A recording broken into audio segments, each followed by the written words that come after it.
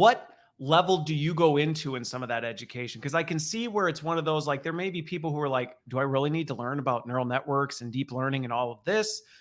Where do you see the average person's knowledge level needing to be, at least today? Well, I think that everybody will need to be an AI person, Okay. but just at different levels of proficiencies. Okay. So, for example, we have assessments and training for the top practitioners that would typically belong to a center of excellence. I would call them the builders of AI. They're the Okay. builders because they're the ones who develop language models. They're the ones who develop foundation models. They're the ones who develop infrastructure, who serve these models to users and customers. Okay. But that's usually a small percentage of the population. It's maybe 5% of an enterprise. And those would be people who are actually actively working, leading the strategy of AI, building the AI. That's kind of your top layer. They're building, yeah, they're coding, they're architecting, yeah, exactly. That's the top Okay. layer. And their titles may be data scientist, machine learning engineer, data engineer, software engineer, things like that. Yeah, and then one level of technicality below, let's say, from an AI perspective, you have a group that I call AI plus X. AI plus X are subject matter experts that are trying to acquire AI skills in order to bring it to their domain. So this is very popular, by the way. Like the graduate course in computer science we teach at Stanford has 2/3 of non-computer science majors taking the class. So Got it.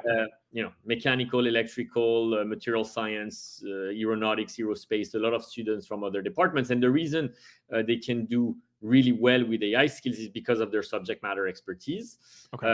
And to give you a simple example, which I usually use, we have a group of students in the class who come from an energy background, an oil and gas background. And so they understand how drilling works. And they worked on a project to do predictive maintenance to avoid a drill breaking, because the drill goes down the earth for 8 kilometers. And if it breaks down there, you lost millions of dollars of equipment.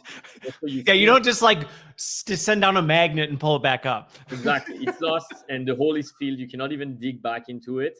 But they're the only ones technically that can solve that problem, because they understand the sensors on the drill. They understand what materials they're involving the drill with. They understand, the regulations and the people who monitor those machines. So, things that require subject matter expertise paired with AI to solve. That's the second group of proficiency. So would that group then be, and I think these are, when I think of the skill set of who that group would be, because anybody watching and listening is probably trying to figure out, like, where do I sit in that mix? Because if you're saying everybody needs to be in there somewhere, you're trying to figure that out.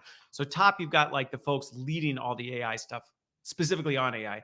That next layer to me seems like those would be your deep subject matter experts who are really kind of the innovators, the early adopters of a different way of thinking, who are going, I want to see how we can improve and change the subject matter expertise that I do, but I want to do it with AI. And would that be that kind of second tier? That's right. Okay. Bring AI to your innovations. Okay. AI, I call them AI plus X. Okay, I like that. AI plus X. Yeah, X is the subject matter expertise. Sounds fancy too. I like it. Yeah, good. Yeah, and then there's two other groups that are pure users of AI. And the reason I separate them is you have technical adjacent folks that need to reach AI fluency or Gen AI fluency.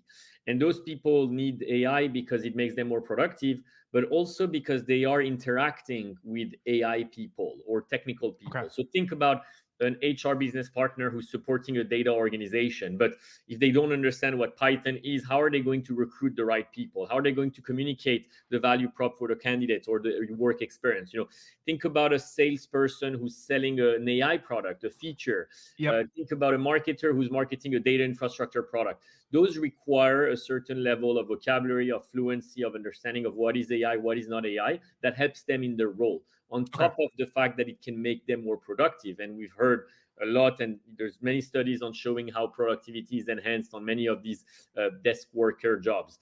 And then the well, and on that one, like, I think of that as an example. When I was at GE, when a lot of our products were becoming enhanced with AI. And so even the sales teams, I would say they fell in that kind of third tier, where they were interacting with physicians or healthcare technology professionals, trying to explain, here's how AI is changing and they're getting in a lot of questions about, things that if they had and that was usually a huge upskilling area because people were like, I don't know much about this. And they're getting lots of questions from a CIO or a chief medical officer on some of this stuff.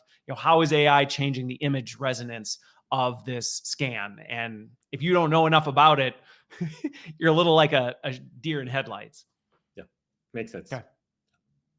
And then, last group is the literacy level, which is everyone. And the reason is not as much productivity or innovation as much as it is change management. It's just you want to build a workforce that is going to be nimble, agile, that is going to be bought into the technology direction of the company. And so it's important to not leave anyone behind and to give them the right AI skills to participate in the transformation. So that's what we're seeing out there.